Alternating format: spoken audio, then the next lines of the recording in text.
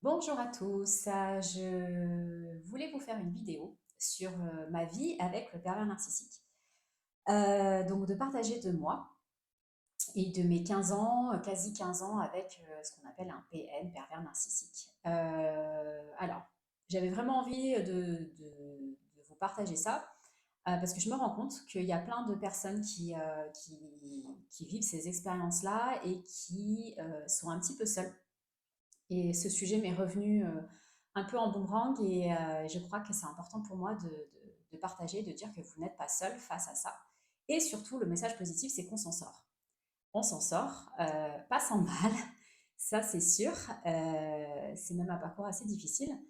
Un pervers narcissique, c'est quoi? C'est quelqu'un qui n'a aucune empathie, qui n'a aucune compassion, qui est seul dans son monde, c'est-à-dire que c'est quelqu'un qui est tourné vers lui-même et qui a besoin de l'énergie de l'autre pour se sentir fort.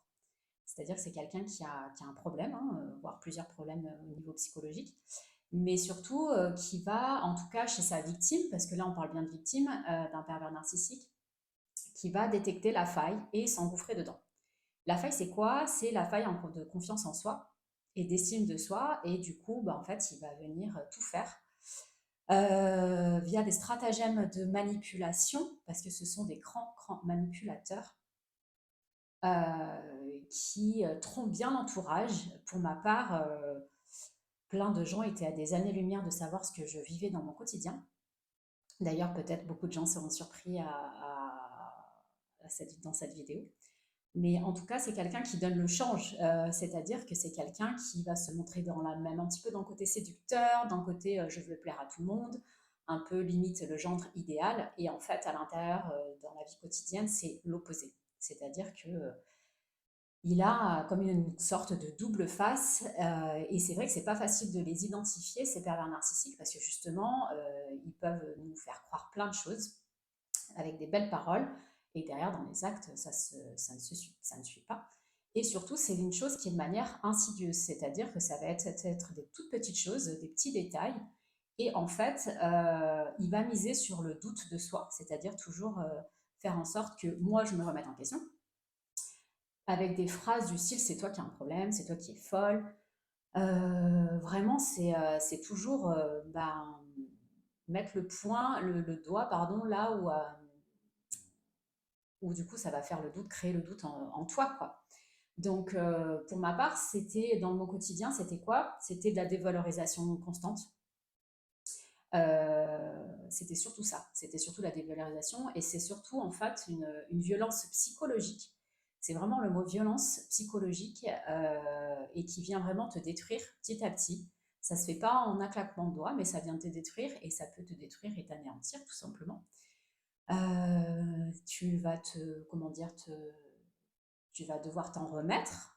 Pour ma part, ça fait 8 ans, 9 ans que je suis séparée du pervers narcissique en question, mais c'est un long chemin de reconstruction de soi, parce que quand ça va loin, surtout presque 15 ans, forcément, ben, tu sais plus qui tu es l'ombre de toi-même. En tout cas, c'est moi comme ça que je l'ai senti, c'est que j'étais l'ombre de moi-même.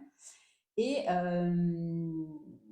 et de plus savoir du tout qui tu es, et de savoir ce que tu aimes, ce que tu n'aimes pas. Et vraiment, ça va loin dans l'affect, dans la façon dont ça a pu m'affecter. Et du coup, ça a détruit complètement la confiance que je pouvais avoir en moi, alors en sachant que j'avais déjà une faille de confiance en moi, évidemment, dans laquelle il s'est bien engouffré.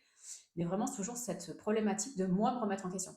Ah bah oui, bah s'il dit ça, bah oui, il doit avoir raison, etc., etc., l'espèce de schéma, avec une volonté de se couper des autres. Ça, c'est typique du pervers narcissique, c'est qu'il veut te couper des autres, et petit à petit, il y arrive à te dire, ouais, mais là, un tel, ouais, mais machin. C'est quelqu'un qui n'aimait pas du tout recevoir les gens. Donc, moi qui adore recevoir du monde, bah pour lui, c'était toujours une contrainte, parce que forcément, moi, j'avais un cercle d'amis et que j'aimais bien recevoir du monde chez moi, recevoir ma famille, et, toujours dans la critique, dès que ça me concernait moi et mon entourage, d'être dans la critique. Et également, c'est quelqu'un qui critique vraiment physiquement, il n'hésite pas à critiquer physiquement et à toujours dévaloriser, et sous couvert d'humour. Sous couvert d'humour, c'est toujours de la dévalorisation, et vraiment à tout point de vue, c'est-à-dire Une fois, je suis allée chez le coiffeur et c'est le type de phrase qu'il m'a dite, bah, c'est pour faire ça, ça sert à rien d'aller chez le coiffeur, quoi. Ah, tu mets de la couleur? Ah, mais non, tu devrais pas mettre de la couleur, ça te va pas du tout. Ah non, les robes, ça ne te va pas du tout. Ah, les jupes, non, tu devrais pas mettre ça. Donc au final, j'étais habillée comment? En tailleur noir et pantalon noir. J'avais envie d'être transparente parce que du coup, lui, c'est ce qu'il attendait. Et en fait, je me suis sentie comme le pantin de cet homme. Vraiment, c'était ça, comme de la pâte à modeler qu'il modèle à son image, mais surtout à son image de, bah, au plus il m'éteignait moi, au plus il essayait de briller lui. Et son rêve, c'était que je arrête de travailler et que je sois bobonne à la baraque. Pas que j'ai rien contre les dames qui sont chez elles, c'est pas du tout ça, mais lui, dans sa logique, c'était comme ça pour me couper vraiment du monde, c'était sa volonté, c'était de me couper du monde, ni plus ni moins. Et surtout, ça pouvait aussi aller jusqu'aux insultes, des actes de violence.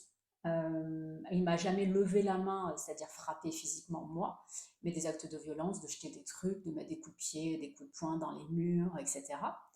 Ça, c'était très fréquent. Des insultes, c'était très fréquent. Et toujours cette emprise psychologique et ce maintien dans la peur, toujours, ça c'était important pour lui de me maintenir toujours dans la peur, dans le doute, et surtout que bah, voilà, quand on a eu des enfants, parce qu'on a eu deux enfants ensemble, c'était toujours de casser cette joie. C'est-à-dire que moi, je suis quelqu'un de très joyeuse, et surtout avec mes enfants, j'aime bien mettre la musique, j'aime bien danser, j'aime bien faire la folle, j'aime bien raconter des blagues, et en fait, il était toujours là, poum, pour casser ça, et casser cette magie que j'avais avec mes deux enfants. Et vraiment, c'est vraiment quelqu'un qui est tourné vers lui, que pour ses centres d'intérêt, que pour ses passions, que pour l'autre. En fait, dans le monde du pervers narcissique, dis-toi bien une chose, c'est qu'il n'aime personne. C'est triste d'entendre ça, mais oui, il n'aime personne d'autre que lui. Il n'a pas très peu d'amis, très peu en fait, il a peur des gens. Et en fait, il peut même être un petit peu, comment dire, se mettre lui-même sur un piédestal et toujours dévaloriser, critiquer les gens. Ça, c'est assez commun. Et toujours sous couvert d'humour, ah mais je rigole. Et en fait, non, tu rigoles pas, tu penses ça parce que toi, tu te prends pour je sais pas quoi. Donc voilà, donc tout ça pour dire que on s'en remet difficilement, ça laisse des traces. Je ne vais pas dire des traces indélébiles parce que je crois que les traces, en fait, on a envie de les gommer, mais sache que oui, ça peut être long de s'en remettre, mais que c'est possible. Et surtout, j'entendais quelqu'un dans une vidéo sur un pervers narcissique qui disait ouais, il faut fuir, faut fuir. Ouais, d'accord. Sauf que déjà, il faut identifier que tu es face à un pervers narcissique. Et après, tu apprends à les reconnaître. Et en fait, ce qui peut te permettre de les éviter, c'est surtout de retrouver confiance en toi, d'exister par toi-même et pour toi-même. Ça, c'est hyper important. D'avoir toujours quelqu'un à qui référer, à qui demander l'avis, etc. Et ben ça laisse une espèce d'encoche pour l'autre, une espèce de fissure dans laquelle il peut s'engouffrer. Et en fait, non, de décider par toi-même. Ça ne veut pas dire d'imposer tout à l'autre, c'est pas ça. Mais en tout cas, c'est vraiment de dire voilà, ça j'aime ça, etc. De s'écouter soi-même. Ça, c'est important de s'écouter soi-même et de répondre soi-même à ses besoins. Donc voilà, je voulais vous partager ça parce que j'ai rencontré plein de femmes, notamment ces dernières semaines, et qui ont elles-mêmes rencontré des pervers narcissiques. Et en fait, dans un échange entre femmes, on s'est confié ça. Et je me suis dit, ouais, c'est important d'échanger sur ce sujet-là qui est un petit peu, en tout cas pour ma part, difficile. Ça a été difficile pour moi d'oser en parler, d'oser dire que bah oui, mon ex-mari, c'est un grand manipulateur, un pervers narcissique, et qu'en fait, la vie que j'ai eue avec lui, c'était juste l'enfer. Et que le quotidien, voilà, c'était vraiment ouais, de la violence psychologique à outrance. Et pour vous donner même un ordre d'idée, tellement il donnait bien le change, j'ai une de mes amies pourtant proche qui le côtoyait avec en soirée quand on se voyait entre couples et qui m'a dit bah, heureusement que tu es mon amie parce que j'aurais jamais pensé tellement en fait face aux gens, il se montrait toujours sous le bonjour avec toujours le sourire. Euh, Par contre, il ne me calculait absolument pas quand on était en soirée, ça ne le voyait pas. Et j'ai un couple d'amis qui m'a dit, quand j'ai annoncé ma séparation, qui m'a dit enfin, enfin, et c'est un seul couple d'amis qui m'a dit, enfin, tu ouvres les yeux sur qui tu as en face de toi. Et surtout, il ne faut pas oublier que c'est quelqu'un voilà, qui est dans la séduction et qui n'hésite pas à séduire d'autres femmes, à même aller jusqu'à l'infidélité. Hein, c'est pas, pour pervers narcissique, c'est pas un souci. Parce que de toute façon, il n'est coupable de rien. En fait, tu peux lui dire quoi que ce soit, même si tu le prenais sur le fait accompli. Pour lui, c'est pas, il n'est pas coupable de ça. Non, non, non. Il adore se victimiser lui-même, remettre la faute sur les autres, et il ne se remettra jamais, jamais, jamais en question, et il ne changera jamais. Donc n'essaye pas de sauver cet homme, voilà, c'est impossible. Donc c'est une perte de temps, une perte d'énergie, c'est ce que j'ai essayé de faire, de le sauver, de l'aider, etc. Mais non, ça ne fonctionne pas. Et c'est a posteriori que j'ai compris à qui j'avais affaire une fois que je suis sortie de ce cercle infernal. Donc on peut en sortir. Fais-toi aider, n'hésite pas. Et puis, si tes amis proches t'alertent sur un comportement un petit peu de manipulation, etc., écoute-les et pose-toi les bonnes questions. Est-ce que je suis moi-même aujourd'hui? Est-ce que je suis pleinement moi-même? Est-ce que j'ai possession de mes décisions? Est-ce que c'est moi qui décide de comment je m'habille? Est-ce que c'est moi qui décide de comment je me maquille? Est-ce que c'est moi qui décide de ce que j'achète dans la maison? Est-ce que c'est moi qui décide de où je vais en vacances? Voilà, c'est surtout ça de est-ce que c'est moi qui décide des choses, est-ce que c'est moi qui propose des choses, est-ce que je suis écoutée par mon mari ou ma femme, parce qu'il y a des femmes aussi perverses narcissiques. Est-ce que je suis écoutée, est-ce qu'on me comprend, est-ce qu'on me soutient? Parce que le soutien, pareil, pour le pervers narcissique, tu as besoin de lui, en fait, il n'est pas là. Exemple, j'ai eu un accident de voiture assez violent, par chance, j'avais pas mes enfants avec moi, il est venu, mon ex-mari, il a fait les papiers avec les gendarmes et tout pour faire enlever la voiture parce qu'elle était bonne à mettre à la casse, parce que j'ai eu l'avant et l'arrière de percuter. Je suis allée à l'hôpital avec les pompiers parce que j'avais eu le coup du lapin et que je n'arrivais plus à bouger. En fait, je suis allée toute seule à l'hôpital. Il n'est pas du tout venu avec moi, il ne m'a pas accompagnée. Quand j'ai fait un burn-out il y a quelques années, pareil, j'ai eu une grosse crise et quand je l'ai appelé, il était en déplacement à Paris. En fait, sa seule réponse a été mais qu'est-ce que tu me casses les couilles? Voilà, vulgairement parlant, qu'est-ce que tu me casses les couilles avec tes problèmes? J'en ai rien à foutre, là je suis à Paris, mais démerde-toi.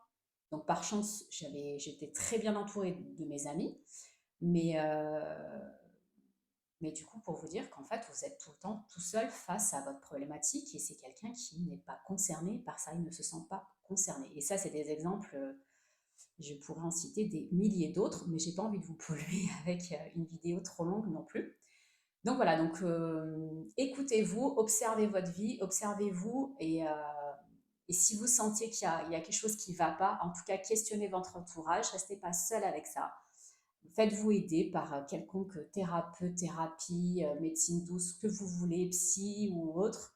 Parce que si vous sentez quelque chose qui ne va pas en vous, c'est qu'il y a vraiment quelque chose qui ne va pas en vous. Et c'est surtout d'aller voir la faille que vous pouvez avoir et la combler de confiance, d'estime, de dire attends, j'existe par moi-même pour éviter de vivre ce genre de scénario et de vie qui est juste de l'ordre de l'invivable. Voilà. Donc courage à tous, courage à toutes et je vous embrasse.